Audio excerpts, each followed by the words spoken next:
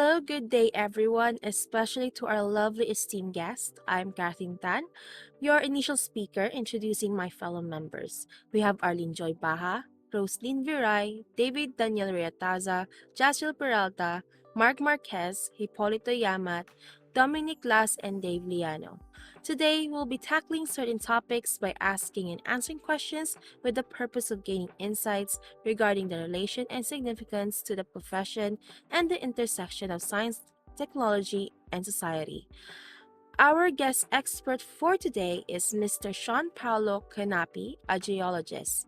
The interview shall commence. You may proceed, Ms. Baha. Okay Hello. po. Hello po, good afternoon po. Thank you po. It is an honor po to have you here sa amin pong documentation and thank you po for saying yes sa request po namin for being part po ng aming research and interview po. We'll be asking po if okay lang po kung to introduce yourself, yung name niyo po at Okay. saka thank you po.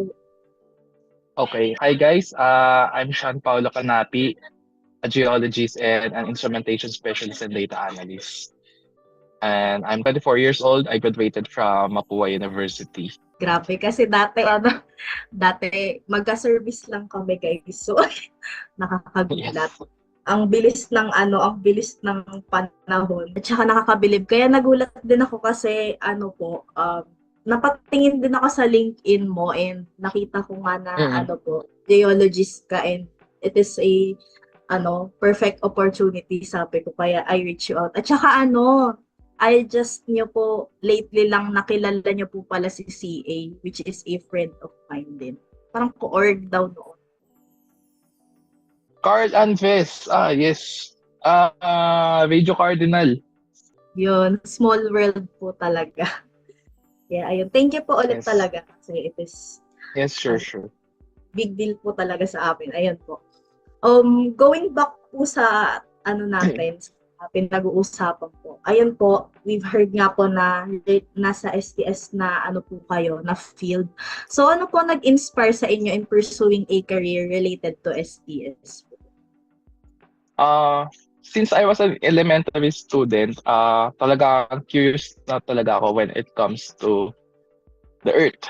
And I'm already curious about how the Earth was shaped and how the universe started and how technology has made it possible to reach the depth of the Earth and even the distance of the universe. And so it seems like yung passion ko for it has brought me into this field. It was the Mines and Geosciences Bureau ng DNR yung nag-inspire sa akin to become among the growing number of geologists and geoscientists in the country since nung senior high, doon ako nag-internship. Can you talk po about yung mga events sa field nyo po na you think have shaped the current science and tech policies or perspectives po?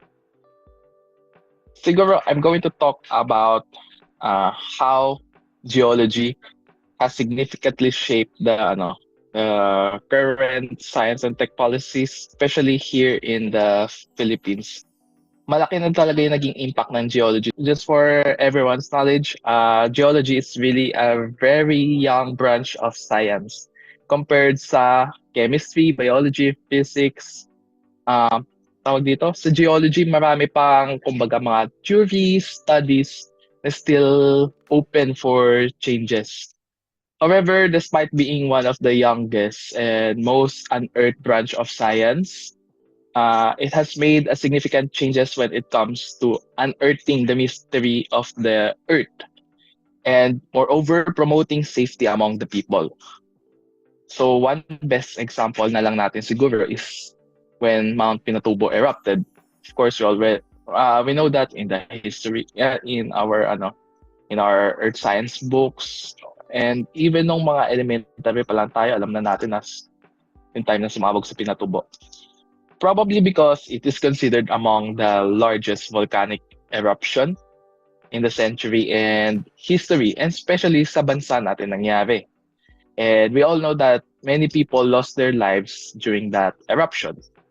However, yung efforts ng mga geologists monitoring and studying this volcano unearth a lot of things, especially when it comes to disaster preparedness.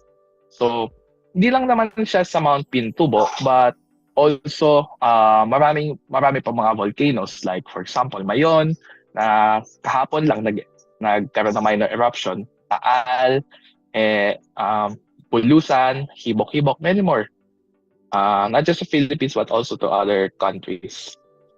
And many more studies are conducted to unlock the mystery of these volcanoes, kung paano siya nag-erupt, kung ano yung mga signatures niya, kumbaga. Because of what happened, preparation for such disasters even intensifies. So hazard maps were created, policies on evacuations was implemented, whether it is in Pinatubo or Mayon or Taal. But let us be reminded that hazards like this cannot be predicted as of this time. Thus, the study still continues in understanding the behavior of the volcanoes, but at the same time, reminding the people to be ready in all these kinds of disasters. Grabe no, kasi ngayon ko lang po na laman na isa pala siya sa mga youngest branch. And ayun nga, tama po yung sinabi nyo na hindi talaga siya basta-basta na pe-predict. For another question, pwede nyo po bang i-tackle kung paano yung field nyo has changed over time and how that affects yung science and technology that we have po today? Siyempre, we all know Alfred Wegener. Diba? Alam naman natin yung mga pinagdaanan ng past. Siyempre, pinagdaanan ng past is mas mahirap compared sa present times where technologies are now existing. Kumbaga, before, understanding the Earth is really difficult. Well, hanggang ngayon, mahirap pa din naman talaga. But what makes it different is that meron na kasing technology today. Before, you need a lot of patience because you need to take down notes in the field, collecting samples, then do some correlations. And today, though the traditional method was still used, it is easier now because of the new technologies and instruments, such as, for example, we now have the satellites, we now have the instrumentation devices that can monitor kung gumagalaw nga ba yung lupa. Maraming na-imbento, kumbaga, kaya making it a little bit easier for us, for the new geologists, and maybe the future baka mas madali pa para maintindihan kung ano nga ba yung nangyayari sa ating planeta, sa ating mundo. Kaya kung tutuusin, dahil sa mga new technologies, kumbaga before, tagal ang hirap i-predict eh. Ngayon, medyo though di pa din naman totally na pre-predict, but since meron tayong mga technologies nga, at least kahit paano, when it comes to emergency response, makakapag-ready tayo and mas easier na siya. Kasi nga, yung mga instruments, mga new technologies are now capable of providing us for hazard warnings, kumbaga. So I think that's yun yung mga changes sa field namin through time. Opo. I agree kasi sa field din po namin sa IT, we track po talaga yung progress ng technology over time kasi mabilis siyang magbago. And for sure po, sa field nyo rin, meron din talaga siyang drastic change. And for sure that in the future, mas magiging malaki pa siya since ngayon, marami pa rin tayong dinidiscover and for sure in the future, mas marami pa tayong madidiscover. And to add, kaya nga magka-partner ang geologists at mga IT. Kasi tawag dito, sa company namin, magka-partner. Of course, the IT for data process, for some data processing or for doing some studying the instruments or calibrating the gadgets, and of course, yung mga geologists for the interpretation pagdating sa field. Kaya we understand how technology changes through time, and tama nga yung sinabi mo na talagang merong sudden change, kumbaga. Yes po. Thank you po for that for answering that question. Let's move on for the next question. So what is the role of your field in shaping the relationship between science, technology, and society? So, ang mga geologists, we are always reminded to keep in touch with the society by providing them with information that is always understandable. Hindi pwede yung hindi maiintindihan ng, for example, society mo, pinagsasabi mo. So, dapat alam nila kung ano yung sinasabi mo. Kumbaga, napipicture nila sa mind nila kung ano ba yung mga phenomena na nangyayari. Kumbaga, geologists are also reminded not to cause fear to the public and instead provide them with solutions and information on how to prevent dangers to happen, especially during a disaster. At this moment, we all know na social media pages na nagkakos ng fear sa public dahil sa yung sa mga earthquakes, kesyo na predict na daw yung earthquake, na detect na mga solar winds, kung ano-ano mga pinagsasabi. As geologists, ang role natin, instead of just simply telling them na i-block nyo ito, we should provide it with proper information, and at the same time encourage the people not to follow this type of pages simply because they spread fear and they cause disinformation sa public. So this is the reason why geologists also act as public relation officers, especially kapag, for example, na-deploy sila sa field or what. And that's why mga geologists, pagka, for example, may sumabog na bulkan, minsan sila din yung humaharap sa TV to explain what's going on. And yun yung mga ginagawa ng mga geologists. Also, sinabi ko nga, with all the disinformation brought by some people because of social media, geologists must continue to promote proper information dissemination by telling them to trust only the reliable sources of information, such as, for example, the media, and specifically, for example, kapag lumilindol, PHIVOX, ganyan, o kaya mga volcanic eruptions, or the National Institute of Geological Science. Ayan, sila yung mga nagpro-provide talaga ng reliable information. Hindi yung mga social media pages like, for example, Watchmen or more. So, ayun lang naman.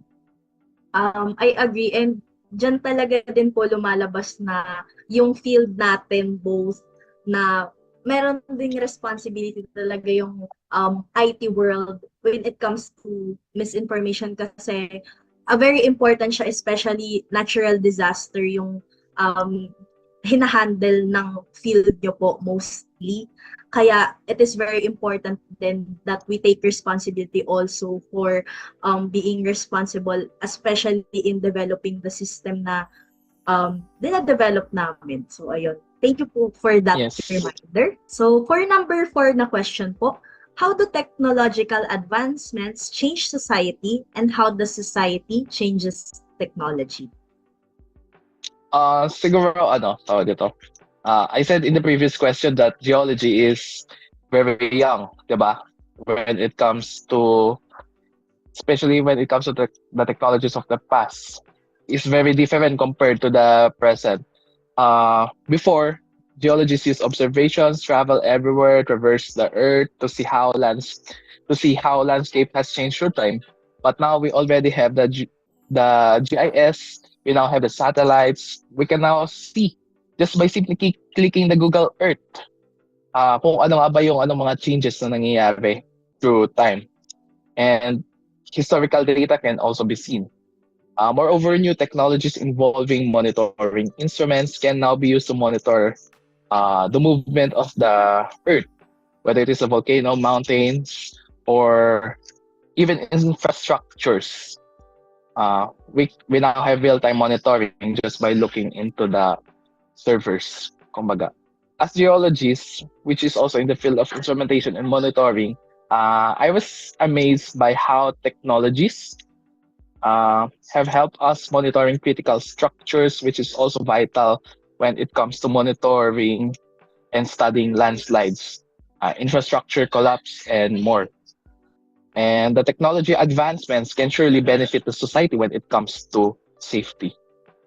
When it comes to how society changed technology, society changed technology in a way that technologies are formed to adapt into the concerns of the society. And in fact, it is the society that is the main reason why advanced technologies are invented to assure their needs. I agree po kasi kumbaga kagaya nga rin sa previous question talaga. I agree na talagang sa monitoring na nagiging responsible talaga yung technology when it comes to that. And ayun nga, babalik tayo dun sa nasabi kanina na kumbaga yung technology, it changes over time and it is more easier para sa mga tao na intindihin kung ano yung mga changes talaga na nangyayari. Lalo sa mga ganon, sa mga natural disaster kung meron man, sa mga predictions niya, and na-share sa kanila kung ano man yung nangyayari sa at that time. So ayun po, thank you po for answering the fourth question. For our next question po, how does your field help with sustainable development and protecting the environment? Uh, our field is so broad that I need to jump into the most controversial issue in our field, especially when we are talking about environmental protection and sustainable development, and that is mining. So we're going to mining because it's part of our field, and the issue on sustainable development and environmental protection is really critical. That's why we need to understand why we should be entering into this field, especially when it comes to environmental protection and sustainable development. So mining, as we all know, physically destructive after all, because you need to cut trees, quarry the mountains to mine for the minerals that our society needs to sustain our living. Mining give us technologies, such as, for example, the cell phones, the computer that we are using. So the products of mining is simply converted into such type of technologies. Kumbaga, mining engineers mine, then it is the other engineers who will do the processing of these minerals, converting into technologies, for example. So in my perspective as a geologist, it is hard for me to say that we already have attained sustainability when it comes to mining. For mining in this country to be sustainable, everything should be sustainable. So it is not just enough na for example, sa isang daang minahan sa Pilipinas, 99 ang nag-comply sa sustainability. Do you think sustainable pa din ang mining? It's not, because kailangan 100% sustainable. Kailangan yung isa na yon dapat mag-sustain for it to be called sustainable. And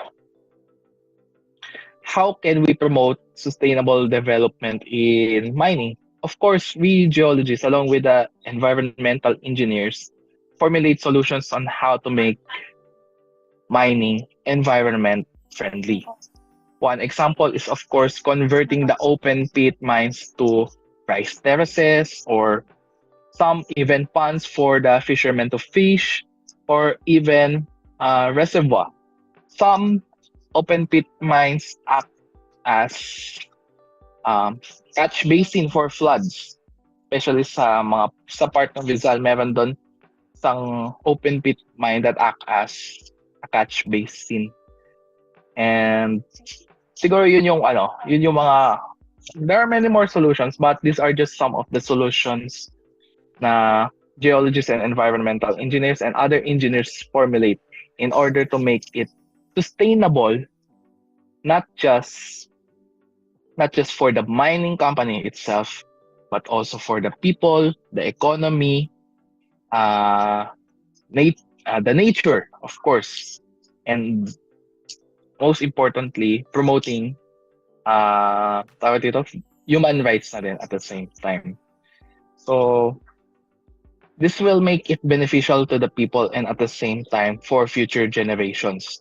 Because in order for the mining company, in order for us to attain sustainability, so dapat sustainable sustainable, kailangan balance yung sa economy, balance yung sa environment, balance syempre sa tao, and at the same time, balance siya for future generations. We must involve the future generations here because if we're not going to involve them, then what's going on now? And lastly, I just want to add one. You need to respect the human rights, kumbaga. Opo, that is sad thing din kasi alam ko naman na kumbaga dati sa science na didiscuss din siya na it takes years para mangyari or magkaroon ulit ng those kinds of minerals. Hindi siya ganun kadali. It's not that easy. Kaya ang hirap din na kumbaga napapabayaan din yung environment in terms of Yes. sa mining. Ayun po. Thank you po for that idea po. Thank you po sa Yes. sagot na yun. Moving on to another question. So what motivates and inspires you to continue making contributions in your industry? Of course, the people. It is always science with the people. If you know Earthshaker, it is the motto of my former organization. And this keeps me from being motivated to inspire and contribute to this field. The real reason why I wanted to become a geologist is to help people understand the processes of the earth in a way that they shall no longer be blinded by this information in this field brought by the people who only bring fear and misconception to the society. I know that with my experience, I cannot say yet that I have contributed a lot in this field, but I believe the things that I will learn in this field is something that I wish I can teach to the future generation of geologists in the country, or even some students who wanted to become a geologist or who wanted to become environmental engineers in the making. So ayan po, on relation to that, meron po ba kayong message for the future aspirants who want to pursue your yung field po na nandyan kung nasan po kayo ngayon?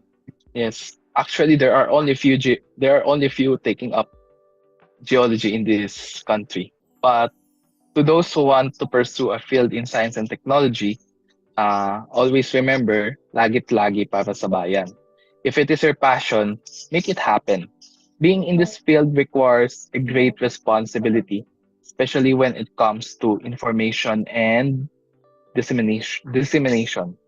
That is why when we start to engage with society, it is very important to level yourself with them in giving them the right and fruitful information. Separating yourself from society means higher chances of disinformation. And this is the reason why science with the people is better than science for the people. Yes po.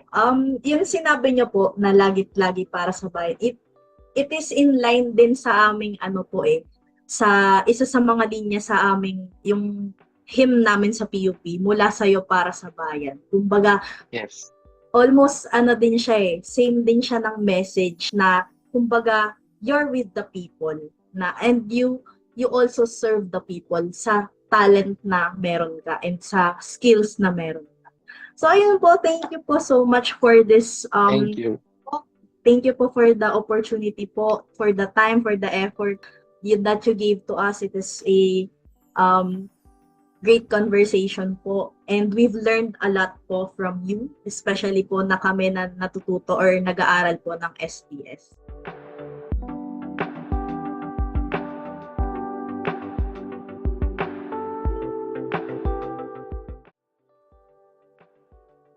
In the interview, highlights the importance of research and documentation in various fields as a geology and acknowledge the role of technology in shaping scientific practices over time. It emphasized the responsibility of scientists, particularly geology, in communicating their findings to the public in a clear and understandable manner, especially in the context of disaster prevention and response. As I contemplated, the advancement of science and technology have greatly impacted in the field of geology. In the past, science only relied on the basic method, and now because of technology, they can use to monitor the earth crust and the activities of volcanic. Thank you, Mr. Sean Paulo Canapi. We want to express our sincere gratitude for your participation in today's interview. Your insights and experiences on the topic were truly enlightening. Your expertise and thoughtful responses have greatly enhanced our understanding for STS. We believe that your knowledge will play a crucial role in achieving our goals. Thank you once again for generously sharing your time and expertise with us.